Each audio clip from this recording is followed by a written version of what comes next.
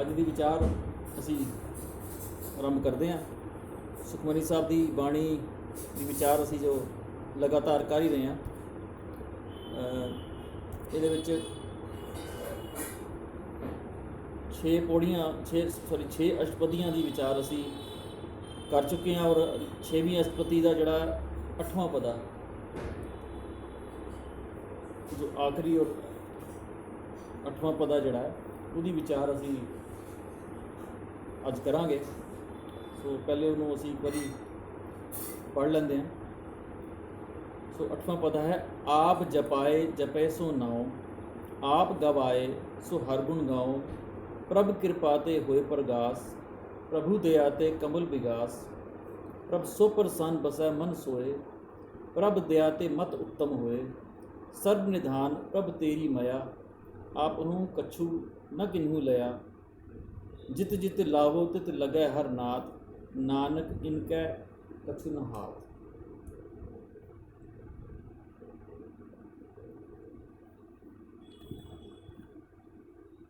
तो जितना असी टाइम मिलता सानू,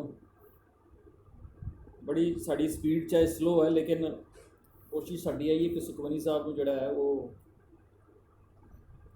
विचार के जोड़ा है वो समझ के पढ़िया जाए, और जो तो ਬਾਣੀ ਜਿਹੜੀ ਸਾਨੂੰ ਸਿੱਖਿਆ ਦਿੰਦੀ ਹੈ, ਜੋ ਸਾਨੂੰ ਰਾਹ ਦੱਸਦੀ ਹੈ, ਉਹਦੇ ਬਾਰੇ ਹੋਰ ਜਾਣਿਆ ਜਾਏ, ਦੀ ਗਹਿਰਾਈ ਦੇ ਵਿੱਚ ਸਮਝਿਆ ਜਾਏ। ਪੜ੍ਹਿਆ ਤਾਂ ਅਸੀਂ ਬਹੁਤ ਹੋਏਗਾ ਸਭ ਨੂੰ। ਸੁਖਮਨੀ ਸਾਹਿਬ ਜਿਹੜਾ ਹੈ ਉਹ ਤਕਰੀਬਨ ਜਿਹੜਾ ਹੈ ਉਹ ਯਾਦ ਹੀ ਹੁੰਦਾ, ਕੰਠ ਹੈ ਸਭ ਨੂੰ, ਅਤੇ ਲੇਕਿਨ ਉਸ ਜਿਸ ਸਪੀਡ ਨਾਲ ਪੜ੍ਹਿਆ ਜਾਂਦਾ ਉਸ ਦੇ ਵਿੱਚ ਵਿਚਾਰ ਕਰਨੀ ਥੋੜ੍ਹੀ ਔਖੀ ਹੁੰਦੀ ਹੈ। ਅਤੇ ਇਸ ਕਰਕੇ ਅਸੀਂ ਕੋਸ਼ਿਸ਼ ਇਹ ਕਰਦੇ ਹਾਂ ਕਿ ਚਾਹੇ ਇੱਕ ਪਤਾ ਹੀ ਵਿਚਾਰੀਏ, ਕਾਫੀ ਟਾਈਮ ਲਗਾਉਂਦੇ ਅਸੀਂ ਜਿਤਨਾ ਵੀ ਸਾਨੂੰ ਸਮਾਂ ਮਿਲਦਾ। ਅਤੇ ਸੋ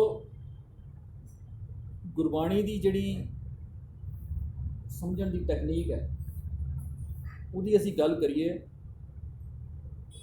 ਤੇ ਗੁਰਬਾਣੀ ਜੋ ਹੈ ਨਾ ਉਹਨੂੰ ਇਸ ਤਰੀਕੇ ਦੇ ਨਾਲ ਅਸੀਂ ਸਮਝਣਾ ਸ਼ੁਰੂ ਕਰਾਂਗੇ ਨਾ ਕਿ ਇਹ ਸਾਰੀ ਬਾਣੀ ਸਾਨੂੰ ਕੁਦਰਤ ਦਾ ਨਿਯਮ ਜਿਹੜਾ ਨਾ,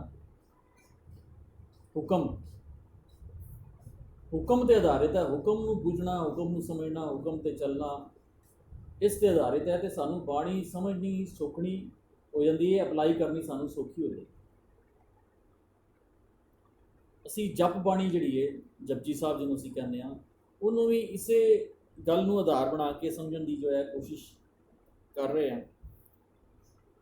तो ਉਹਦੇ ਵੀ ਅਸੀਂ ਕਾਫੀ ਪੌੜੀਆਂ ਅਸੀਂ ਵਿਚਾਰੀਆਂ ਸੀ ਲਾਕਡਾਊਨ ਤੋਂ ਪਹਿਲੇ। ਉਸ ਤੋਂ ਬਾਅਦ ਲਾਕਡਾਊਨ ਹੋਇਆ ਅਤੇ ਅਸੀਂ ਸੁਖਮਨੀ ਸਾਹਿਬ ਸ਼ੁਰੂ ਕੀਤਾ। ਉਸ ਤੋਂ ਪਹਿਲੇ ਅਸੀਂ ਜਿਹੜਾ ਹੈ ਜਪਜੀ ਸਾਹਿਬ ਦੀ ਵਿਚਾਰ ਅਸੀਂ ਉਸੇ ਨਿਯਮ ਦੇ ਸਮਝਣ ਦੇ ਆਧਾਰ 'ਤੇ ਕਰ ਰਹੇ ਸੀ ਕਿ ਹੁਕਮ ਨੂੰ ਕਿਸ ਤਰ੍ਹਾਂ ਬੁੱਝਣਾ, ਹੁਕਮ ਨੂੰ ਕਿਸ ਤਰ੍ਹਾਂ ਸਮਝਣਾ।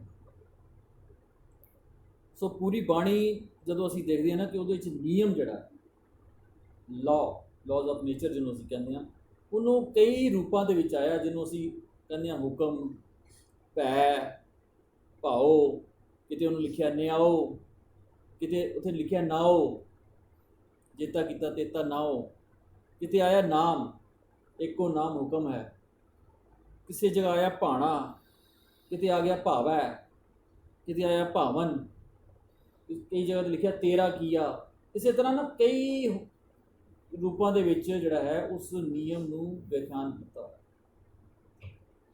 ਕਿਤਨੇ ਹੀ ਐਂਗਲ ਤੋਂ, ਮਤਲਬ ਸਾਨੂੰ ਸ਼ਬਦ ਪੜ੍ਹਦੇ ਜਾਵਾਂਗੇ ਅਤੇ ਸਾਨੂੰ ਹਰ ਸ਼ਬਦ ਦੇ ਵਿੱਚ ਸਾਨੂੰ ਨਵਾਂ ਐਂਗਲ ਮਿਲਦਾ ਜਾਏਗਾ, ਸਾਨੂੰ ਉਸ ਨਿਯਮ ਨੂੰ, ਉਸ ਹੁਕਮ ਨੂੰ ਕਿਸ ਤਰ੍ਹਾਂ ਵਿਆਖਿਆਨ ਕੀਤਾ ਹੈ। ਔਰ ਸਾਰੀ ਗੱਲ ਇੱਥੇ ਆ ਕੇ ਮੁੱਕਦੀ ਹੈ ਕਿ ਜਿਸ ਨੇ ਉਸ ਨਿਯਮ ਨੂੰ ਭਾਵ ਉਸ ਹੁਕਮ ਨੂੰ ਸਮਝਿਆ ਨਾ, ਔਰ ਸਾਰੀ ਗੱਲ ਜਿਹੜੀ ਹੈ ਜਿੱਥੇ ਜਿੱਥੇ ਸਾਨੂੰ ਹੁਕਮ ਲਿਖਿਆ ਹੋਇਆ ਮਿਲਦਾ, ਉੱਥੇ ਸਾਨੂੰ ਮਿਲਦਾ ਸਾਨੂੰ ਹੁਕਮ ਨੂੰ ਬੂਝ, ਹੁਕਮ ਨੂੰ ਪਛਾਣ, ਹੁਕਮ ਨੂੰ ਸਮਝ। ਜਰਾ ਹੁਕਮ ਬੂਝ ਸੁਖ ਪਾਈਏ ਰੇ, ਨਾਨਕ ਹੁਕਮੇ ਜੇ ਬੁਝੈ। ਸੋ ਜਿੱਥੇ ਜਿੱਥੇ ਹੁਕਮ ਆਉਂਦਾ ਉੱਥੇ ਪਛਾਣ, ਹੁਕਮ ਨੂੰ ਬੂਝ, ਹੁਕਮ ਨੂੰ ਜਾਣ, ਇਸ ਤਰ੍ਹਾਂ ਦੇ ਸਾਨੂੰ ਲਫ਼ਜ਼ ਨਾਲ ਹੀ ਮਿਲਣਗੇ। ਔਰ ਸਾਰੀ ਗੱਲ ਦਾ ਖੁਲਾਸਾ ਇੱਥੇ ਹੈਗਾ ਕਿ ਉਸ ਅਕਾਲ ਪੁਰਖ ਨੂੰ ਜਾਣਨਾ ਹੋਏ ਨਾ, ਤੇ ਅਕਾਲ ਪੁਰਖ ਨੂੰ ਜਾਣਨ ਦਾ ਵੀ ਤਰੀਕਾ ਕੇਵਲ ਤੇ ਕੇਵਲ ਇੱਕੋ ਹੀ ਹੈ ਕਿ ਤੂੰ ਹੁਕਮ ਨੂੰ ਪਛਾਣ। ਜਿਹਨੇ ਹੁਕਮ ਨੂੰ ਨਹੀਂ ਪਛਾਣਿਆ ਨਾ, ਉਹ ਉਸ ਰੱਬ ਦੇ, ਉਸ ਅਕਾਲ ਪੁਰਖ ਦੇ ਭੇਤ ਨੂੰ ਵੀ ਨਹੀਂ ਜਾਣ ਸਕਦਾ। ਕਹੋ ਨਾਨਕ ਜਿਨ ਹੁਕਮ ਪਛਾਤਾ, ਪ੍ਰਭ ਸਾਹਿਬ ਕਾ ਤਿਨ ਭੇਤ ਜਾਤਾ। ਉਹ ਭੇਦ ਹੀ ਉਹਨੂੰ ਪਤਾ ਚੱਲਿਆ ਜਿਸ ਨੇ ਹੁਕਮ ਨੂੰ ਪਛਾਣਿਆ। ਇਸ ਤੋਂ ਇਲਾਵਾ ਕੋਈ ਤਰੀਕਾ, ਕੋਈ ਟੈਕਨੀਕ ਹੋਈ, ਕੋਈ ਹੋਰ ਚਾਰਾ ਹੀ ਨਹੀਂ। ਪਰ ਹੈ ਇਹ ਬੜੀ ਇੱਕ, ਜਿਸ ਤਰ੍ਹਾਂ ਰਿਡਲ ਹੁੰਦੀ ਹੈ ਨਾ, ਬੁਝਾਰਤ ਹੁੰਦੀ ਹੈ, ਭੇਦੀ ਹੁੰਦੀ ਹੈ, ਉਸ ਤਰ੍ਹਾਂ ਹੈ। ਜਿਸ ਤਰ੍ਹਾਂ ਬੁਝਾਰਤ ਹੁੰਦੀ ਨਾ, ਬੁਝਾਰਤ ਸਾਡੀ ਸਮਝ ਦੇ ਵਿੱਚ ਆ ਜਾਏ ਇੱਕੋ ਵਾਰੀ ਦੇ ਵਿੱਚ, ਤੇ ਸਾਨੂੰ ਬੁਝਾਰਤ ਸਮਝਣੀ ਇੰਨੀ ਈਜ਼ੀ ਹੋ ਜਾਂਦੀ ਹੈ ਕਿ ਇਹਦੇ 'ਚ ਕੁਛ ਹੈ ਹੀ ਨਹੀਂ ਸੀ। ਤੇ ਜੇ ਉਹ ਬੁਝਾਰਤ ਦੇ ਲਫ਼ਜ਼ ਸਾਨੂੰ ਸਮਝ ਨਾ ਆਉਣ, ਯਾਨੀ ਕਿ ਬੁਝਾਰਤ ਜਿਸ ਢੰਗ ਦੇ ਨਾਲ ਪਾਈ ਜਾਂਦੀ ਨਾ, ਬੁਝਾਰਤ ਦਾ ਮਤਲਬ ਇਹ ਹੁੰਦਾ ਕਿ ਉਹਦੇ ਲਫ਼ਜ਼ਾਂ ਦੇ ਪਿੱਛੇ ਕੋਈ ਭੇਦ ਹੁੰਦਾ ਹੈ, ਕੁਛ ਛੁਪਿਆ ਹੁੰਦਾ ਉਹਦੇ ਵਿੱਚ। ਉਸ ਲਫ਼ਜ਼ਾਂ ਨੂੰ ਸਮਝ ਕੇ ਉੱਥੇ ਤੱਕ ਪਹੁੰਚਣਾ ਹੁੰਦਾ ਹੈ। ਜਿਸ ਨੂੰ ਉਹ ਲਫ਼ਜ਼ ਸਮਝ ਆ ਜਾਂਦੇ ਨੇ ਤੇ ਉਹ ਬੁਝਾਰਤ ਬੁੱਝ ਲੈਂਦਾ। ਤੇ ਜੇ ਉਹ ਲਫ਼ਜ਼ਾਂ ਦੀ ਸਮਝ ਨਾ ਆਏ ਤਾਂ ਬੁਝਾਰਤ ਬੁੱਝਣੀ ਜਿਹੜੀ ਨਾ ਬੜੀ ਔਖੀ ਹੋ ਜਾਂਦੀ। ਆਮ ਅਸੀਂ ਘਰਾਂ ਦੇ ਵਿੱਚ ਕਹਿੰਦੇ ਨਾ ਬੁਝਾਰਤ ਪਾ, ਬੁਝਾਰਤਾਂ ਪਾਉਂਦੇ ਹਾਂ, ਤਾਂ ਬੁਝਾਰਤ ਦੇ ਜਿਹੜੇ ਲਫ਼ਜ਼ ਹੁੰਦੇ ਨੇ ਉਹਦੇ ਪਿੱਛੇ ਕੋਈ ਭੇਲੀ ਜਾਂ ਬੁਝਾਰਤ ਹੁੰਦੀ ਹੈ, ਪਿੱਛੇ ਕੁਝ ਛੁਪਿਆ ਹੀ ਹੋਇਆ ਰਾਜ਼ ਹੁੰਦਾ, ਉਹਨੂੰ ਸਮਝਣਾ ਹੁੰਦਾ। ਸੋ ਇਹ ਜਿਹੜੀ ਹੁਕਮ ਦੀ ਗੱਲ ਹੈ ਨਾ, ਜਿਸ ਦਿਨ ਇਹ ਸਮਝ ਆਉਂਦੀ ਹੈ ਨਾ, ਜਿਸ ਦਿਨ ਇਹ ਬੁਝਾਰਤ ਬੁੱਝੀ ਜਾਂਦੀ ਹੈ, ਉਹ ਨਾਨਕ ਹੁਕਮੇ ਜੇ ਬੁਝੇ, ਉਹ ਹੁਕਮੇ ਦੇ ਜਦੋਂ ਬੁੱਝਣ ਦੀ ਗੱਲ ਆਉਂਦੀ ਹੈ, ਉਸ ਦਿਨ ਸਮਝੋ ਕਿ ਦੇਖੋ ਭਾਈ ਗਿਆਨ ਕੀ ਆਈ ਆਉਂਦੀ, ਉਸ ਦਿਨ ਗਿਆਨ ਦੀ ਆਉਂਦੀ ਸਭੇ ਉਡਾਨੀ ਭ੍ਰਮ ਕੀ ਟਾਟੀ ਰਹੇ ਨਾ ਮਾਇਆ ਪਾਉਂਦੀ। ਇਹ ਅਵਸਥਾ, ਇਹ ਤਰੀਕਾ, ਇਹ ਸਿਚੁਏਸ਼ਨ ਜਿਹੜੀ ਹੈ ਨਾ, ਇਹ ਉਸ ਟਾਈਮ ਬਣਦੀ ਹੈ। ਔਰ ਜਿਸ ਦਿਨ ਇਹ ਨਿਯਮ ਹੁਕਮ ਸਮਝ ਆਉਂਦਾ, ਉਸ ਦਿਨ ਨਾਲ ਹੀ ਇਹ ਗੱਲ ਸਮਝ ਆ ਜਾਂਦੀ ਹੈ ਕਿ ਨਿਯਮ ਜਿਹੜਾ ਨਾ ਬਦਲਿਆ ਨਹੀਂ ਜਾ ਸਕਦਾ। ਮੈਂ ਕੋਈ ਵੀ ਕਿਸੇ ਵੀ ਤਰ੍ਹਾਂ ਦੀ ਕੋਸ਼ਿਸ਼, ਕਿਸੇ ਵੀ ਤਰ੍ਹਾਂ ਦੇ ਐਫਰਟ ਕਰ ਲਾਂ, ਨਿਯਮ ਨੂੰ ਨਹੀਂ ਬਦਲ ਸਕਦਾ। ਮੈਂ ਸਿਰਫ ਕੇਵਲ ਤੇ ਕੇਵਲ ਆਪਣੇ ਆਪ ਨੂੰ ਬਦਲ ਸਕਦਾ, ਔਰ ਕੇਵਲ ਤੇ ਕੇਵਲ ਇਤਨਾ ਹੀ ਕਰ ਸਕਦਾ, ਉਸ ਨਿਯਮ ਦੇ ਉੱਤੇ ਚੱਲ ਸਕਦਾ, ਉਸ ਨਿਯਮ ਦੇ ਮੁਤਾਬਿਕ ਜਿਹੜਾ ਨਾ ਫਾਇਦਾ ਨੁਕਸਾਨ ਹੋਇਆ। ਸੋ ਨਿਯਮ ਜਿਹੜਾ ਨਾ, ਕੁਦਰਤ ਦਾ ਨਿਯਮ ਜਿਹੜਾ, ਉਹ ਹਰ ਕੰਮ ਦੇ ਵਿੱਚ ਮਦਦਗਾਰ ਹੁੰਦਾ, ਚਾਹੇ ਉਹ ਕੰਮ ਮਾੜਾ ਹੈ ਚਾਹੇ ਉਹ ਚੰਗਾ ਹੈ। ਹਰ ਕੰਮ ਦੇ ਵਿੱਚ ਨਿਯਮ ਮਦਦਗਾਰ ਹੋਏਗਾ। ਕੋਈ ਮਾੜਾ ਕਰਨਾ ਚਾਹੇ, ਕੋਈ ਚੰਗਾ ਕਰਨਾ ਚਾਹੇ, ਨਿਯਮ ਜਿਹੜਾ ਨਾ ਉਤਨੀ ਹੀ ਹੈਲਪ ਕਰਦਾ, ਬਰਾਬਰ ਦੀ। ਕੋਈ ਵਿਤਕਰਾ ਨਹੀਂ ਕਰਦਾ, ਨਿਰਵੈਰ। ਜੇ ਕਿਸੇ ਸਾਇੰਟਿਸਟ ਨੇ, ਕੋਈ ਮੰਨ ਲਓ ਫਿਜ਼ਿਕਸ ਦਾ ਸਾਇੰਟਿਸਟ ਹੈ, और फिजिक्स का साइंटिस्ट कोई एक्सपेरीमेंट कर रहा है, वो एक्सपेरीमेंट जड़ा है, उस एक्सपेरीमेंट को करने वास्ते ना मान लो ग्रेविटी पावर जी होती है, ग्रेविटी को यूज़ करता है। जो भी ग्रेविटी की जी पावर है ना, उस साइंटिस्ट को पूरी हैल्प करती है कि तू अपने जड़ा तेरा एक्सपेरीमेंट है वो किस तरह तू काम करना। मान लो वो साइंटिस्ट जो है वो अपने एक्सपेरीमेंट के उस ग्रेविटी के हुक्म, उसके नियम को समझ के वो कोई एक्सपेरीमेंट करता है, वो एक्सपेरीमेंट कामयाब हो जाता है, कोई नवी इन्वेंशन कर लेंदा, उस नवी इन्वेंशन के नाल दुनिया को बड़ा फायदा होता है। ठीक है, और पूरी ग्रेविटी ने उसकी हैल्प की, ग्रेविटी के नियम ने उसकी हैल्प की। दूजे पासे जे कोई चोर किसी के घर चोरी करना चाहता है, और वो घर जड़ा है दूजी तीजी मंजिल पर जाना उन्हें, तो चोर जड़ा ना वो रस्सा पाएगा या पाइप के सहारे चढ़ेगा, तो वह भी ग्रेविटी के नियम को पूरा फॉलो करेगा कि जे मैं रस्सी छड्डी तो मैं थले गिरांगा, वो खिच उन्होंने भी उन्नी है। उत्थे भी ग्रेविटी का नियम जड़ा ना उसकी पूरी हैल्प कर रहा है। सो वितकरा कोई नहीं करता, वो नियम निर्वैर है। लेकिन दोनों ही बंदे जड़े ने उस ग्रेविटी के नियम को पालन, उस कुदरत के नियम को समझ के उहदे ते काम कर रहे हैं। एक किसी का फायदा कर रहा है, दूसरा किसी का नुकसान कर। सो ए जिहड़ी समझ आती है ना, जिहड़ी जदों मैं किस गल किहड़ा नियम के फायदा चुक के मैं फायदा करना है अपना और दुनिया का, और किस नियम के नाल मैं नुकसान करना है अपना और दुनिया का, ਜਦੋਂ ਇਸ ਚੀਜ਼ਾਂ ਦੀ ਪਰਖ ਕਰਨੀ ਆ ਜਾਏ ਨਾ ਸਤਿਗੁਰ ਦੇ ਰਾਹੀਂ, ਉਹ ਸੱਚ ਦੇ ਗਿਆਨ ਦੇ ਰਾਹੀਂ, ਉਸ ਦਿਨ ਅਸਲ ਰੂਪ ਦੇ ਵਿੱਚ ਧਰਮ ਦੀ ਸਮਝ ਸ਼ੁਰੂ ਹੁੰਦੀ ਹੈ। ਧਰਮ ਦੀ ਯਾਤਰਾ ਉੱਥੋਂ ਸ਼ੁਰੂ ਹੁੰਦੀ ਹੈ ਕਿ ਧਰਮ ਕੀ ਹੈ। ਸੋ ਉੱਥੋਂ ਪਤਾ ਲੱਗਦਾ ਕਿ ਮੈਂ ਜਿਹੜਾ ਨਿਯਮ ਨੂੰ ਸਮਝ ਕੇ ਮੈਂ ਕੰਮ ਕਰਨਾ ਨਾ, ਭਾਵ ਹਰ ਇੱਕ ਗੱਲ ਦੀ ਜ਼ਿੰਮੇਵਾਰੀ ਮੇਰੀ ਆਪਣੇ ਉੱਤੇ ਮੇਰੀ ਹੈ ਕਿ ਮੈਂ ਇਹਦੇ ਤੋਂ ਫਾਇਦਾ ਚੁੱਕਣਾ ਜਾਂ ਨੁਕਸਾਨ ਕਰਨਾ ਹੈ, ਕਿਸੇ ਦਾ ਫਾਇਦਾ ਕਰਨਾ ਜਾਂ ਨੁਕਸਾਨ ਕਰਨਾ। ਉੱਥੋਂ ਐਕਚੁਅਲ ਧਰਮ ਦੀ ਜਿਹੜੀ ਯਾਤਰਾ ਸ਼ੁਰੂ ਹੁੰਦੀ ਹੈ। ਯਾਨੀ ਕਿ ਇੱਥੋਂ ਪਤਾ ਲੱਗਦਾ ਕਿ ਧਰਮ ਦਾ ਮਤਲਬ ਹੋ ਗਿਆ ਕਿ ਮੇਰੀ ਜ਼ਿੰਮੇਵਾਰੀ ਕੀ ਹੈ, ਮੇਰੀ ਰਿਸਪੌਂਸਿਬਿਲਟੀ ਕੀ ਹੈ ਆਪਣੇ ਪ੍ਰਤੀ, ਸਮਾਜ ਪ੍ਰਤੀ ਜਾਂ ਹੋਰ। ਉਹ ਜਿਹੜੀ ਜ਼ਿੰਮੇਵਾਰੀ ਨੂੰ ਸਮਝਣਾ, ਮੰਨ ਲਓ ਹੁਣ ਹਰ ਇੱਕ ਜਗ੍ਹਾ 'ਤੇ ਨਾ ਉਸ ਜ਼ਿੰਮੇਵਾਰੀ ਨੂੰ ਨਿਭਾਉਣ ਲੱਗ ਜਾਂਦਾ ਹੈ, ਉਸ ਨਿਯਮ ਨੂੰ ਸਮਝ ਕੇ, ਉਸ ਜਿਉਂ-ਜਿਉਂ ਇਹ ਨਿਯਮ ਨੂੰ ਸਮਝ ਕੇ ਜ਼ਿੰਮੇਵਾਰੀ ਨਿਭਾਉਣ ਲੱਗ ਜਾਂਦਾ, ਤਿਉਂ-ਤਿਉਂ ਉਹ ਧਰਮ ਦੇ ਨੇੜੇ ਜਾਂ ਧਰਮ ਤੋਂ ਦੂਰ ਹੋ ਜਾਂਦਾ। ਉਹਦੇ ਕੰਮ ਕਰਮੀ ਆਪੋ ਆਪਣੀ, ਕਿ ਨੇੜੇ ਕੇ ਦੂਰ। ਮੰਨ ਲਓ ਇੱਕ ਜੱਜ ਹੈ, ਜੱਜ ਸਵੇਰੇ 3 ਵਜੇ 4 ਵਜੇ ਉੱਠਦਾ ਹੈ, ਉਹ ਰੱਬ ਦਾ ਨਾਮ ਲੈਂਦਾ, ਰਾਮ ਰਾਮ ਕਰਦਾ, ਵਾਹਿਗੁਰੂ ਵਾਹਿਗੁਰੂ ਕਰਦਾ, ਕੋਈ ਵੀ ਰੱਬ ਦਾ ਨਾਮ ਲੈਂਦਾ, ਸਾਰੇ ਰਿਚੁਅਲ ਕਰਦਾ, ਘੰਟੀ ਵੀ ਟੱਲੀ ਵੀ ਖੜਕਾਉਂਦਾ ਹੈ, ਕੋਈ ਮੂਲ ਮੰਤਰ ਦੇ ਪਾਠ ਕਰਦਾ, ਜਾਂ ਕੋਈ ਵੀ ਉਹਦੇ ਰਿਚੁਅਲਸ ਹੈਗੇ ਨੇ, ਕੋਈ ਵੀ ਅੱਲਾ ਅੱਲਾ ਕਰਦਾ, ਕਿਸੇ ਵੀ ਤਰ੍ਹਾਂ ਦੇ ਕੋਈ ਵੀ ਉਹ ਪਰ ਧਰਮ ਕਰਮ ਦੇ ਕੰਮ ਕਰਦਾ ਹੈ। ਉਹ ਸਾਰੇ ਧਰਮ ਕਰਮ ਦੇ ਕਰਕੇ ਧਾਰਮਿਕ ਸਥਾਨ 'ਤੇ ਜਾ ਕੇ ਮੱਥਾ ਟੇਕ ਕੇ ਸਭ ਕੁਛ ਕਰਾ ਕੇ ਉਹ ਜਾਂਦਾ ਹੈ ਆਪਣੀ ਕੋਰਟ ਦੇ ਵਿੱਚ। ਕੋਰਟ ਦੇ ਵਿੱਚ ਜੱਜ ਦੀ ਕੁਰਸੀ 'ਤੇ ਬੈਠਦਾ ਜਦੋਂ, ਤੇ ਉਸ ਟਾਈਮ ਜਿਹੜਾ ਜਦੋਂ ਉਹਦੇ ਸਾਹਮਣੇ ਕੋਈ ਜਸਟਿਸ ਕਰਨ ਦਾ ਟਾਈਮ ਆਉਂਦਾ ਹੈ, ਉਸ ਟਾਈਮ ਜਿਹੜਾ ਹੈ ਉਹ ਜਸਟਿਸ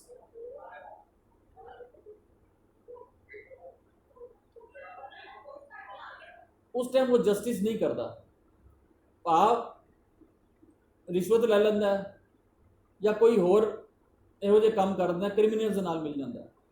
ਉਹ ਸਾਰਾ ਕੀਤਾ ਹੋਇਆ ਸਵੇਰੇ ਜਿਹੜਾ ਕੰਮ ਹੈ ਨਾ ਉਹਦੇ, ਜਿਹਨੂੰ ਉਹ ਧਰਮ ਦਾ ਕੰਮ ਕਹਿੰਦਾ, ਉਹ ਸਭ ਵੇਸਟ ਹੋ ਗਿਆ।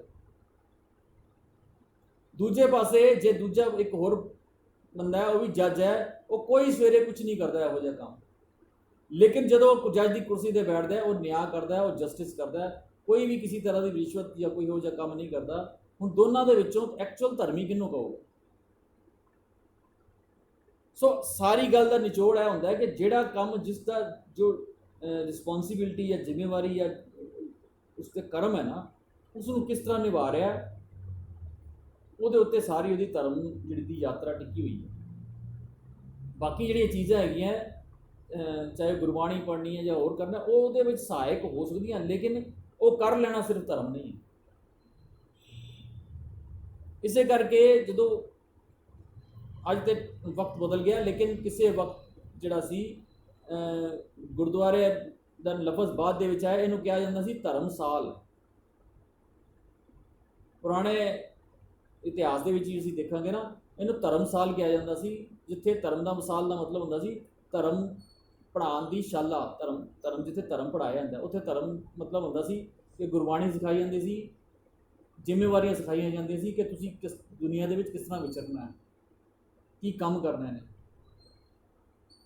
ਲੇਕਿਨ ਹੌਲੇ ਹੌਲੇ ਜਿਹੜਾ ਹੈ ਇਹਦਾ ਜਿਹੜਾ ਲਫ਼ਜ਼ ਜਿਹੜਾ ਹੈ ਉਹ ਅਸੀਂ ਗੁਰਦੁਆਰਾ ਆ ਗਿਆ, ਔਰ ਉਸ ਗੁਰਦੁਆਰੇ ਤੋਂ ਬਾਅਦ ਜਿਹੜਾ ਹੈ ਉਹਦੇ ਨਾਲ ਹੀ ਇੱਕ ਹੁਣ ਲਫ਼ਜ਼ ਆ ਗਿਆ। ਕੱਲ ਇੱਕ ਫ਼ੋਨ ਆਇਆ ਮੈਨੂੰ, ਇੰਡੀਆ ਤੋਂ ਨਹੀਂ ਸੀ, ਇੰਡੀਆ ਤੋਂ ਬਾਹਰ ਦਾ ਇੱਕ ਫ਼ੋਨ ਸੀ। ਉਹ ਕਹਿ ਰਹੇ ਸੀ ਕਿ ਜਿਸ ਤਰ੍ਹਾਂ ਅੱਜ ਕੱਲ੍ਹ ਗੱਲ ਉੱਠੀ ਹੈ ਨਾ ਕਿ ਦਰਬਾਰ ਸਾਹਿਬ ਦੀ, ਕਿ ਉਹ ਵਿਸ਼ਨੂੰ ਦਾ ਮੰਦਰ ਹੈ, ਇਹ ਹੈ ਉਹ ਹੈ, ਇਸ ਤਰ੍ਹਾਂ ਦੀ ਗੱਲਾਂ ਕਰਦੇ ਪਏ ਨੇ। ਤੇ ਕਹਿ ਰਹੇ ਇਸ ਤਰ੍ਹਾਂ ਅਸੀਂ ਕੋਈ ਮੁਹਿੰਮ ਛੇੜਨਾ ਚਾਹੁੰਦੇ ਹਾਂ ਕਿ ਬਈ ਕੱਲ੍ਹ ਨੂੰ ਇਹ ਕਹਿਣਗੇ ਕਿ ਸਾਡਾ ਸਥਾਨ ਹੈ, ਕਿਉਂਕਿ ਵਿਸ਼ਨੂੰ ਦਾ ਮੰਦਰ ਦੀ ਉਹਨਾਂ ਨੇ ਡਿਕਲੇਅਰ ਕੀਤਾ ਹੈ, ਇਸ ਤਰ੍ਹਾਂ ਦਾ ਕੁਛ ਹੋਇਆ।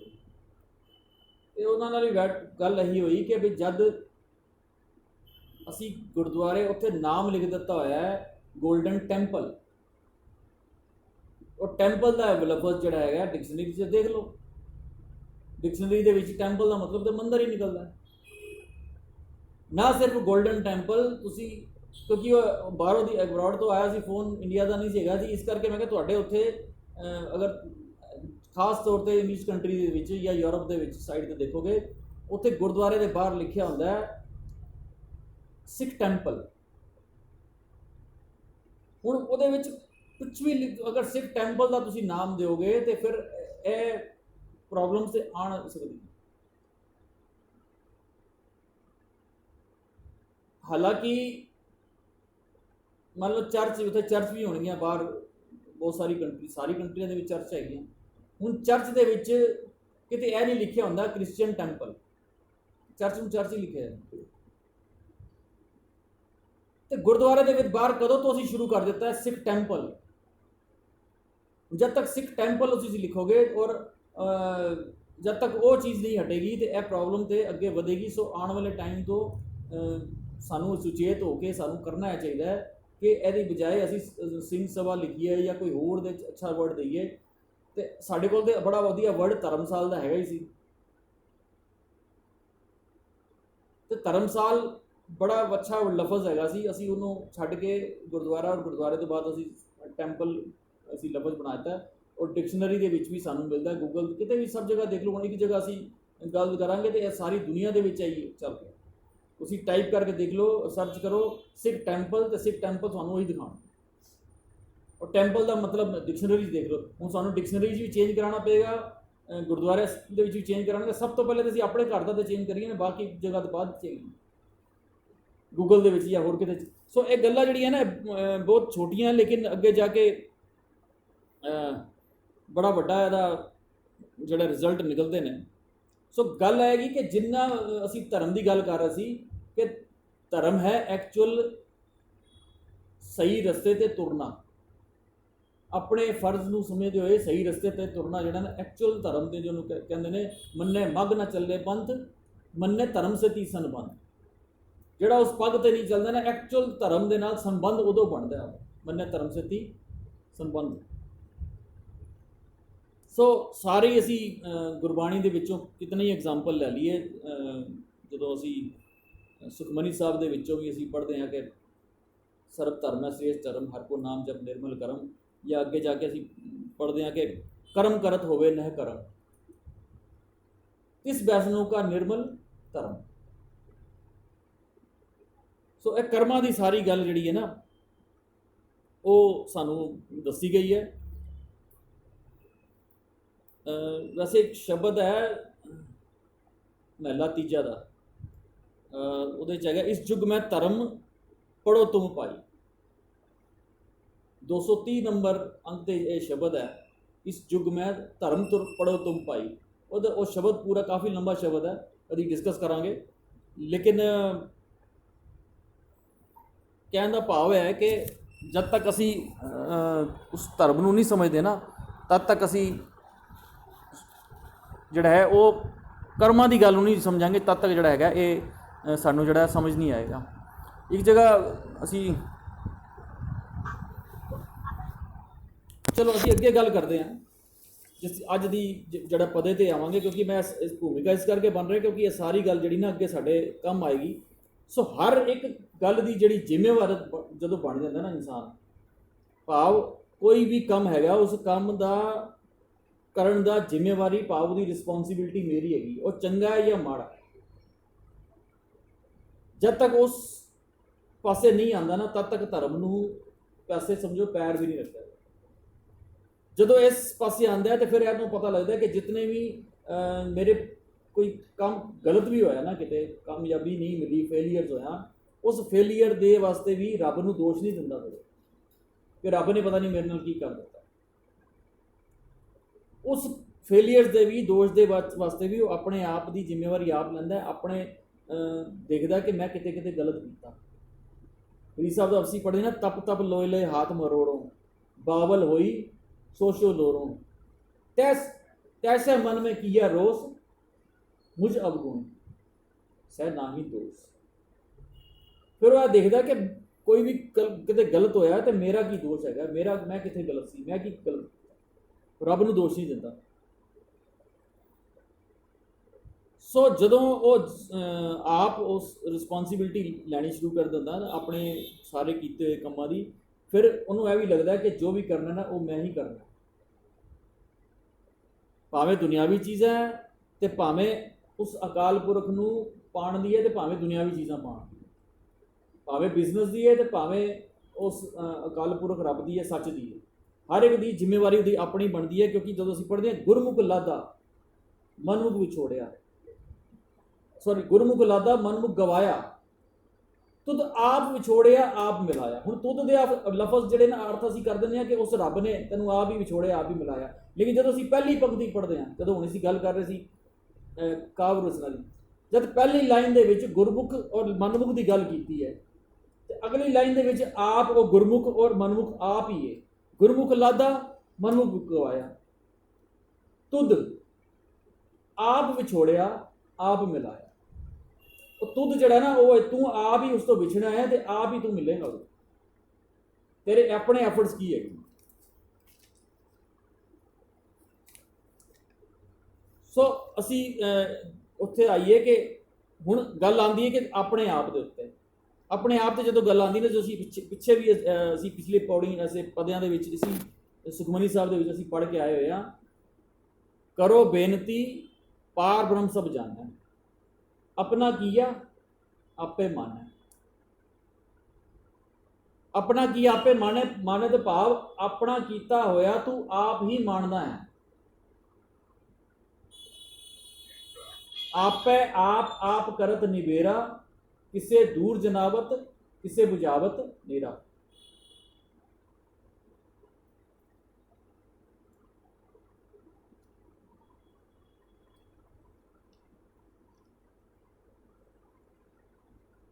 सो ऐसे कितने ही एग्जाम्पल सानू मिल जाएंगे। श्री राग का शब्द है महला पहला, अगर उसनों देखिए असी तो शब्द तुसी अगर हरप्रीत सिंह जी तुसी कढ़ सको अगला, कीता कहाँ करे मनमान,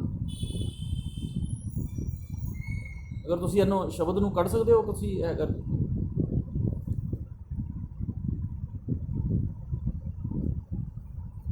तुहाडे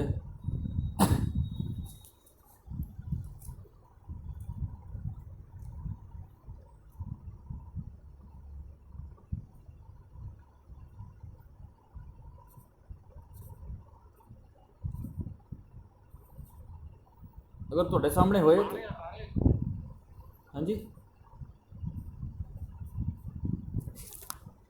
आ रहे शब्द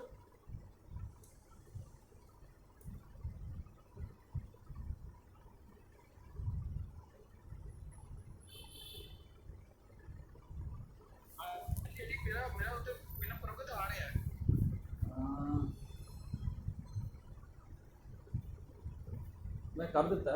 हाँ जी हाँ जी, कीता कहाँ करे मनमान, देवन हारे के हथ दान। ਹੁਣ ਇਹਦੇ ਰਹਾਓ ਦਾ ਜਦੋਂ ਇਹ ਪੂਰਾ ਜਦੋਂ ਸ਼ਬਦ ਵਿਚਾਰਨਾ ਥੋੜਾ ਟਾਈਮ ਨਹੀਂ ਹੁੰਦਾ ਸਾਡੇ ਕੋਲ, ਕਿਉਂਕਿ ਅਸੀਂ ਇਹਦੇ ਰਹਾਓ ਦੀ ਪੰਕਤੀ ਤੁਸੀਂ ਪੜੋਗੇ ਨਾ, ਆਪੇ ਸੱਚ ਭਾਵੈ ਤਿਸ ਸੱਚ, ਅੰਧਾ ਕੱਚਾ ਕੱਚ ਨਹੀਂ ਕੱਚ। ਹੁਣ ਇਹਦੇ ਕਿਤਨੀ ਕਲੀਅਰ ਗੱਲ ਹੈ, ਆਪੇ ਸੱਚ ਭਾਵੈ ਤਿਸ ਸੱਚ, ਜਿਹਨੂੰ ਸੱਚ ਭਾਉਂਦਾ ਹੈ ਨਾ ਉਹਨੂੰ ਸੱਚ ਮਿਲਦਾ। ਹੁਣ ਆਪੇ ਦਾ ਮਤਲਬ ਹੋ ਗਿਆ ਉਹ ਆਪ, ਉਹ ਜਿਹਦੇ ਤੇ ਜ਼ਿੰਮੇਵਾਰੀ ਹੈਗੀ, ਜਿਹਦੇ ਜੋ ਰਿਸਪੌਂਸਿਬਲ ਹੈ।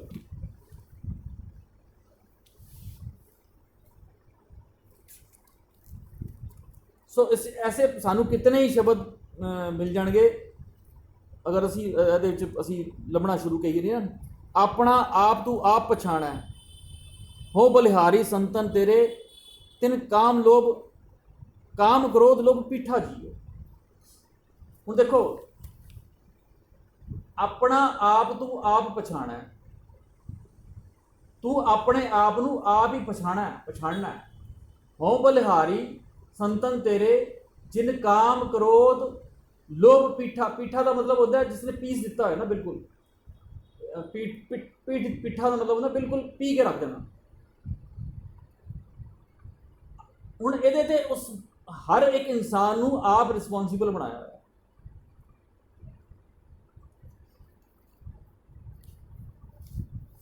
ਸੋ ਅੱਗੇ ਇੱਕ ਜਗ੍ਹਾ ਹੋਰ ਕਹਿੰਦੇ ਨੇ, ਮੇਰੇ ਠਾਕੁਰ ਇਹ ਬਣਤ ਬਣਾਈ, ਗੁਰਮੁਖ ਹੋਵੇ ਸੋ ਕਾਇਆ ਸੁਧ ਹੈ, ਆਪੈ ਆਪ ਮਿਲਾਇंदा।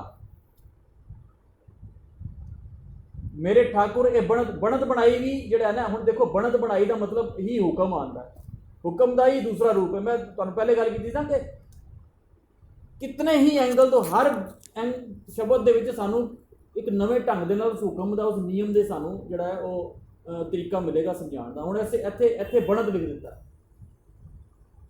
ਇਹ ਨਿਯਮ ਹੈ, ਸਿਸਟਮ ਬਣਾਇਆ ਹੋਇਆ। ਕੀ ਸਿਸਟਮ ਬਣਾਇਆ? ਗੁਰਮੁਖ ਹੋਵੇ ਸੋ ਕਾਇਆ ਸੁਧ ਹੈ, ਆਪੇ ਆਪ ਮਿਲਾਇंदा। ਆਪਣੇ ਆਪ, ਉਹ ਆਪਣੇ ਆਪ ਨੂੰ ਆਪ ਮਿਲਾਉਂਦਾ ਹੈ। ਕੋਈ ਹੁਣ ਅਸੀਂ ਇਹਦਾ ਮਤਲਬ ਹੋ ਗਿਆ ਸਾਡੀ ਡਿਪੈਂਡੈਂਸੀ ਜਿਹੜੀ ਨਾ ਉਹ ਖਤਮ ਹੋ ਗਈ। ਅਸੀਂ ਦੋਸ਼ ਰੱਬ ਤੇ ਨਾ ਦਈਏ ਕਿ ਜਦੋਂ ਰੱਬ ਬੁਲਾਏਗਾ, ਜਦੋਂ ਉਹਦਾ ਹੋਏਗਾ ਜੀ ਉਦੋਂ ਗੁਰਦੁਆਰੇ ਲੈ ਜਾਏਗਾ, ਅਜੇ ਤੇ ਬਸ ਜੀ ਐਨ ਜੀ ਅਸੀਂ ਤੇ ਇਸ ਤਰ੍ਹਾਂ ਹੀ ਆ ਜੀ, ਜਦੋਂ ਉਹਨੇ ਕਰਨਾ ਹੋਏਗਾ ਆਪ ਹੀ ਛੁਡਾ ਦੇਗਾ, ਸਾਡੀ ਗਲਤ ਕੰਮ ਸਾਡੇ ਛੁਡਾ ਦੇਗਾ, ਸਾਡੂ ਦਾਰੂ ਛੁਡਾ ਦੇਗਾ, ਸਾਨੂੰ ਗੁਰਦੁਆਰੇ ਲੈ ਜਾਏਗਾ ਜਦੋਂ ਉਹਦਾ ਹੁਕਮ ਹੋਏਗਾ। ਲੇਕਿਨ ਕੰਮਕਾਰ ਵੇਲੇ ਕਦੀ ਨਹੀਂ ਸੋਚਦੇ ਅਸੀਂ ਕਿ ਜਦੋਂ ਉਹਦਾ ਹੁਕਮ ਹੋਏਗਾ ਤੇ ਸਾਨੂੰ ਕਮਾਈ ਘਰ ਬੈਠੇ ਦੇ ਦੇਗਾ। ਸੋ ਕਹਿਣ ਦਾ ਮਤਲਬ ਹੈ ਕਿ ਸਾਰੀ ਜ਼ਿੰਮੇਵਾਰੀ ਆਪਣੀ ਆਪ ਦੀ ਆਪ ਲੈਣੀ ਜਿਹੜੀ ਹੈ ਉਹ ਗੁਰੂ ਸਾਹਿਬ ਦੀ ਸਾਰੀ ਜ਼ਿੰਦਗੀ ਜਿਹੜੀ ਹੈ, ਸਾਰੀ ਜਿਹੜੀ ਕੋਸ਼ਿਸ਼ ਸੀ ਨਾ ਉਹ ਇਸੀ ਦੇ ਉੱਤੇ ਸੀ। ਜੇ ਸਿੱਖ ਨੂੰ ਬਣਾਇਆ ਨਾ, ਐਕਚੁਅਲੀ ਸਿੱਖ ਥੋੜਾ ਜਿਹਾ ਇਹਦੇ ਤੇ ਗੱਲ ਥੋੜੀ ਲੰਬੀ ਹੋ ਜਾਏਗੀ, ਲੇਕਿਨ ਸਿੱਖ ਨਾ ਕੋਈ ਵੀ ਜੰਮਦਾ ਨਹੀਂ।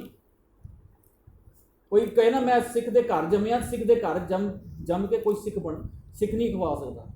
ਸਿੱਖ ਬਣਨਾ ਪੈਂਦਾ, ਸਿੱਖ ਜੰਮਦਾ ਨਹੀਂ ਹੈ। ਨਾ ਹੀ ਕੋਈ ਡਾਕਟਰ ਜੰਮਦਾ, ਨਾ ਹੀ ਕੋਈ ਵਕੀਲ ਜੰਮਦਾ, ਨਾ ਹੀ ਕੋਈ ਜੱਜ ਜੰਮਦਾ। ਉਹਨੂੰ ਜੱਜ ਦੀ ਸਾਰੀ ਲਾਅ ਪੜ੍ਹ ਕੇ ਉਹਨੂੰ ਜੱਜ ਬਣਨਾ ਪੈਂਦਾ ਹੈ, ਵਕੀਲ ਬਣਨਾ ਪੈਂਦਾ, ਡਾਕਟਰ ਬਣਨਾ ਪੈਂਦਾ। ਇਸੇ ਤਰ੍ਹਾਂ ਸਿੱਖ ਬਣਨਾ ਪੈਂਦਾ। ਕੋਈ ਭੁਲੇਖੇ 'ਚ ਨਾ ਰਹੇ ਕਿ ਮੈਂ ਸਿੱਖ ਦੇ ਘਰ ਜੰਮ ਪਿਆ ਤੇ ਮੈਂ ਆਪਣੇ ਨਾਮ ਦੇ ਅੱਗੇ ਸਿੰਘ ਲਗਾ ਦਿੱਤਾ ਹੈ, ਪਗੜੀ ਬੰਨ ਲਈ ਹੈ, ਕੇਸ ਦਾੜੀ ਰੱਖ ਲਿਆ ਤੇ ਮੈਂ ਆਪਣੇ ਆਪ ਨੂੰ ਸਿੱਖ ਵਿਖਾ ਰਿਹਾ। ਸਿੱਖ ਬਣਨਾ ਪਏਗਾ, ਇਹ ਪੂਰੀ ਜਰਨੀ ਹੈ। ਸੋ ਕਹਿਣ ਦਾ ਮਤਲਬ ਹੈ ਸਾਰੀ ਰਿਸਪੌਂਸਿਬਿਲਿਟੀ, ਸਾਰੀ ਤੂੰ ਕੀ ਬਣਨਾ ਕੀ ਨਹੀਂ ਪਤਾ, ਸਾਰੀ ਜ਼ਿੰਮੇਵਾਰੀ ਆਪਣੇ ਆਪ ਦੀ ਲੈਣੀ ਜਿਹੜੀ ਹੈ ਨਾ, ਇਹ ਗੁਰੂ ਸਾਹਿਬ ਦੀ ਸਭ ਤੋਂ ਵੱਡੀ ਦੇਣ ਹੈ ਇਨਸਾਨ ਨੂੰ। ਤਾਂ ਹੀ ਇਹ ਇਤਨੀ ਵੱਡੀਆਂ ਮੱਲਾਂ ਮਾਰ ਸਕੇ, ਇਸ ਹਾਈਟ ਤੱਕ, ਇਸ ਪੀਕ ਤੇ ਪਹੁੰਚ ਸਕੇ, ਕਿਉਂਕਿ ਉਹ ਆਪ ਜ਼ਿੰਮੇਵਾਰੀ ਲੈ ਕੇ ਪੜ੍ਹਨਾ ਸਿੱਖ ਗਏ ਸੀ। ਸੋ ਸਾਰੀ ਗੱਲ ਦਾ ਜਿਹੜਾ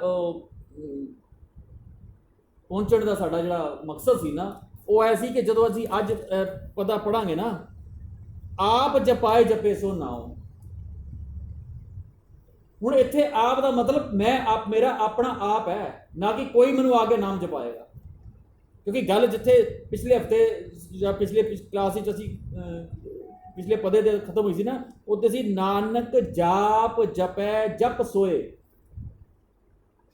ਉੱਥੇ 3 ਲਫ਼ਜ਼ ਦਿੱਤੇ ਕਿ ਜਾਪ ਜਪੈ ਜਪ ਸੋਏ, ਉਹ ਸੋਏ ਹੈ।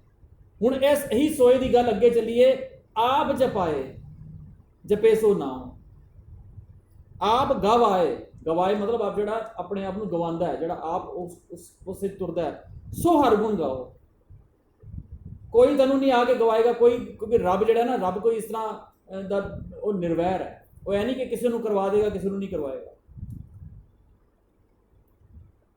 ਸੋ ਕਹਿਣ ਦਾ ਭਾਵ ਹੈ ਕਿ ਸਾਰੀ ਇਸ ਕਿਉਂਕਿ ਇਹ ਬੜਾ ਵੱਡਾ ਭੁਲੇਖਾ ਸੀ ਸਾਨੂੰ ਇਸ ਗੱਲ ਦੇ ਉੱਤੇ, ਸੋ ਇਸ ਕਰਕੇ ਸਾਰੀ ਭੂਮਿਕਾ ਜਿਹੜੀ ਬੰਨ੍ਹਣੀ ਪਈ।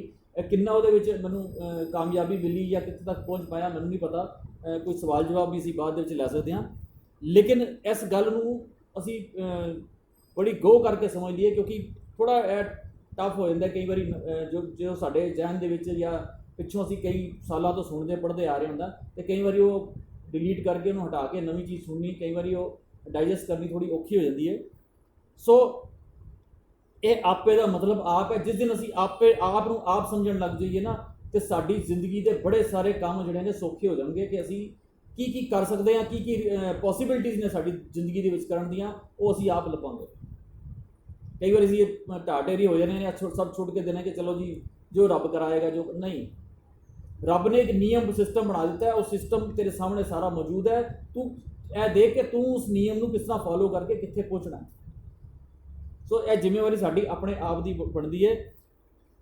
ਹੁਣ ਅਗਲਾ ਜਿਹੜਾ ਟੌਪਿਕ ਆਉਂਦਾ, ਹੁਣ ਜਿਹੜੀ ਅਸੀਂ ਗੱਲ ਕੀਤੀ ਸੀ ਨਾ, ਜਿਹੜੇ ਹੁਣ ਸਲੋਕ ਹੈ, ਜਿਹੜਾ ਹੁਣ ਸਲੋਕ ਦਾ ਸਾਰਾ ਜਿਹੜਾ ਜਿਸ ਜਿਹੜੀ ਅਸੀਂ ਗੱਲ ਕੀਤੀ ਸੀ ਕਿ ਜਿਹੜਾ ਆਖਰੀ ਪਦ ਆਉਂਦਾ ਹੈ ਉਹਦੇ ਵਿੱਚ ਸਾਰੀ ਅਸ਼ਪਦੀ ਦਾ ਜਿਹੜਾ ਉਹ ਜਿਸ ਰੱਖੀ ਜਾਂਦੀ ਹੈ, ਨਿਚੋੜ ਰੱਖਿਆ ਜਾਂਦਾ ਹੈ।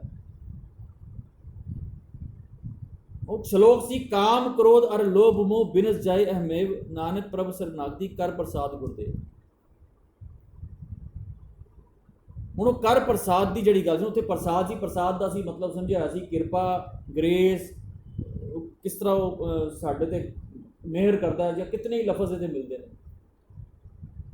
ਹੁਣ ਅਸੀਂ ਆਮ ਤੌਰ ਤੇ ਦੁਨਿਆਵੀ ਜਿਹੜੇ ਲਫ਼ਜ਼ ਪੜ੍ਹਾਏ ਹੋਏ ਨੇ, ਅਸੀਂ ਕਿਰਪਾ, ਮਿਹਰ, ਗ੍ਰੇਸ ਜਿਹਨੂੰ ਅਸੀਂ ਸਮਝਦੇ ਹਾਂ ਨਾ, ਉਹ ਹੈ ਕਿ ਕੋਈ ਜਦੋਂ ਅਸੀਂ ਸਾਨੂੰ ਕਾਮਯਾਬੀ ਮਿਲ ਜਾਂਦੀ ਨਾ, ਜਦੋਂ ਅਸੀਂ ਮੰਨ ਲਓ ਕੋਈ ਘਰ ਦੇ ਵਿੱਚ ਕੋਈ ਸਾਡਾ ਜੋ ਚੀਜ਼ ਚਾਹੁੰਦੇ ਸੀ ਉਹ ਸਾਡੀ ਆ ਗਈ ਮਨਪਸੰਦ ਦੀ, ਕੋਈ ਗੱਡੀ ਖਰੀਦ ਕੇ ਲੈ ਆਇਆ, ਹਾਂ ਜੀ, ਕੋਈ ਉਹਨੂੰ ਵਧਾਈ ਦਿੰਦਾ ਜੀ, ਕਾਰ ਲੈ ਲਈ ਜੀ, ਬਸ ਜੀ ਅਸੀਂ ਗੁਰੂ ਦੀ ਕਿਰਪਾ ਹੋਈ ਹੈ ਜੀ, ਰੱਬ ਦੀ ਕਿਰਪਾ ਹੋਈ ਹੈ। ਕੋਈ ਪਦਵੀ ਮਿਲ ਜਾਂਦੀ ਹੈ, ਬਸ ਜੀ ਮਿਹਰ ਹੋਈ ਹੈ ਜੀ, ਉਹਦੀ ਦਾਤੇ ਦੀ ਮਿਹਰ ਹੋਈ ਹੈ।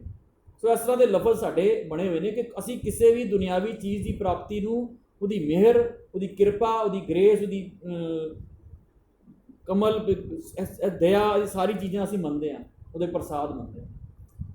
ਹੁਣ ਇਹ ਸਾਰੀ ਗੱਲਾਂ ਨੂੰ ਗੁਰੂ ਸਾਹਿਬ ਨੇ ਕਿਸ ਤਰ੍ਹਾਂ ਜ਼ਿਕਰ ਕੀਤਾ, ਪ੍ਰਭ ਕਿਰਪਾ ਤੇ ਹੋਏ ਪ੍ਰਗਾਸ। ਪ੍ਰਗਾਸ ਦਾ ਮਤਲਬ ਹੈ ਅੰਦਰਲਾ ਜਿਹੜਾ ਪ੍ਰਗਾਸ ਗਿਆਨ ਦਾ। ਜਦੋਂ ਤੇਰੇ ਅੰਦਰ ਪ੍ਰਗਾਸ ਹੋ ਜਾਏ, ਭਾਵ ਤੈਨੂੰ ਚਾਨਣ ਹੋ ਜਾਏ, ਚਾਨਣ, ਪ੍ਰਗਾਸ ਦਾ ਮਤਲਬ ਚਾਨਣ, ਜਦੋਂ ਤੈਨੂੰ ਚਾਨਣ ਹੋਏ, ਜਦੋਂ ਤੈਨੂੰ ਗਿਆਨ ਹੋਏ, ਜਦੋਂ ਤੇਰੀ ਅੱਖਾਂ ਖੁੱਲ ਜਾਣ, ਸਮਝ ਲੈ ਇਹ ਤੇਰੇ ਤੇ ਪ੍ਰਭੂ ਦੀ ਕਿਰਪਾ ਹੋਈ, ਉਦੋਂ ਕਿਰਪਾ ਸਮਝੀ। ਇਹ ਕਿਰਪਾ ਦੀ ਡੈਫੀਨੇਸ਼ਨ ਹੈ, ਪ੍ਰਭ ਕਿਰਪਾ ਤੇ ਹੋਏ ਪ੍ਰਗਾਸ। ਜਦੋਂ ਪ੍ਰਭੂ ਦੀ ਕਿਰਪਾ ਹੁੰਦੀ ਹੈ ਨਾ, ਉਦੋਂ ਸਮਝ ਲੈ, ਉਦੋਂ ਤੈਨੂੰ ਗਿਆਨ ਹੁੰਦਾ, ਨਾ ਕਿ ਤੇਰੇ ਘਰ ਦੇ ਵਿੱਚ ਕੋਈ ਖਾਸ ਤੇਰਾ ਕੰਮ ਬਣ ਜਾਂਦਾ, ਧੀ ਪੁੱਤਰ ਦਾ ਰਿਸ਼ਤਾ ਹੋ ਜਾਂਦਾ ਜਾਂ ਹੁੰਦਾ, ਉਹਨੂੰ ਕਿਰਪਾ ਨਹੀਂ ਕਹਿੰਦੇ। ਪ੍ਰਭੂ ਦਇਆ ਤੇ ਕਮਲ ਵਿਗਾਸ। ਕਮਲ ਵਿਗਾਸ ਹੁੰਦਾ ਅੰਦਰਲਾ ਖੇੜਾ। ਅਸੀਂ ਕਹਿੰਦੇ ਨੇ ਇੱਕ ਫਲਾਣੀ ਚੀਜ਼ ਹੋ ਗਈ, ਸਾਡਾ ਮਕਾਨ ਬਣ ਗਿਆ ਜੀ, ਉਹਦੀ ਦਇਆ ਜੀ, ਉਹਨੇ ਦਇਆ ਕੀਤੀ। ਪ੍ਰਭੂ ਦਇਆ ਦੇ ਜਦੋਂ ਤੇਰਾ ਅੰਦਰਲਾ ਖੇੜ ਜਾਏ, ਜਦੋਂ ਤੇਰੇ ਅੰਦਰ ਦੇ ਝੂਰੇ ਮੁੱਕ ਜਾਣ, ਭਾਵ ਜਿਹੜੀ ਅੰਦਰ ਤੇਰੀ ਇੱਕ ਸਹਿਜ ਆ ਜਾਏ, ਕਲਪਨਾ ਮੁੱਕ ਜਾਏ ਤੇਰੇ ਅੰਦਰੋਂ, ਇਹਨੂੰ ਸਮਝ ਲੈ ਕਿ ਉਹ ਪ੍ਰਭੂ ਨੇ ਦਇਆ ਕੀਤੀ। ਇਹਨੂੰ ਕਹਿੰਦੇ ਨੇ ਦਇਆ ਹੋ ਜਾਣੀ। ਪ੍ਰਭ ਸੋ ਪ੍ਰਸੰਨ ਬਸੈ ਮਨ ਸੋਏ। ਪ੍ਰਭ ਸੋ ਪ੍ਰਸੰਨ ਬਸੈ, ਜਦੋਂ ਤੇਰੇ ਅੰਦਰ ਉਸ ਸੱਚ ਦਾ ਵਾਸਾ ਹੋਇਆ, ਸਮਝ ਲੈ ਇਹ ਪ੍ਰਸੰਨਤਾ ਹੋਈ ਹੈ ਪ੍ਰਭੂ, ਉਹਨੂੰ ਪ੍ਰਸੰਨਤਾ ਕਹਿੰਦੇ। ਪ੍ਰਭ ਦਇਆ ਤੇ ਮਤ ਉੱਤਮ ਹੋਏ। ਜਦੋਂ ਤੇਰੀ ਮਤ ਉੱਤਮ ਹੋਏ ਨਾ, ਇਹਨੂੰ ਸਮਝੋ ਕਿ ਪ੍ਰਭੂ ਦੀ ਦਇਆ ਹੋਈ ਹੈ। ਨਾ ਕਿ ਕੋਈ ਕੰਟਰੀ ਦਾ ਵੀਜ਼ਾ ਲੱਗ ਜਾਏ ਜਾਂ ਕੋਈ ਪਾਸ ਹੋ ਜਾਏ, ਕੋਈ ਬੱਚਾ ਪਾਸ ਹੋ ਜਾਏ, ਸਮਝੋ ਕਿ ਦਇਆ, ਉਹ ਅਲੱਗ ਚੀਜ਼ ਹੈ। ਲੇਕਿਨ ਐਕਚੁਅਲ ਜਿਹੜਾ ਹੁਣ ਪ੍ਰਭ ਦਇਆ ਤੇ ਜਿਹੜੀ ਤੇਰੀ ਮਤ ਉੱਤਮ ਹੁੰਦੀ ਨਾ, ਜੋ ਤੇਰੀ ਮਤ ਉੱਤਮ ਹੋ ਜਾਏ, ਸਮਝ ਲਓ ਇਹ ਤੇਰੀ ਪ੍ਰਭੂ ਦੀ ਦਇਆ ਹੈ।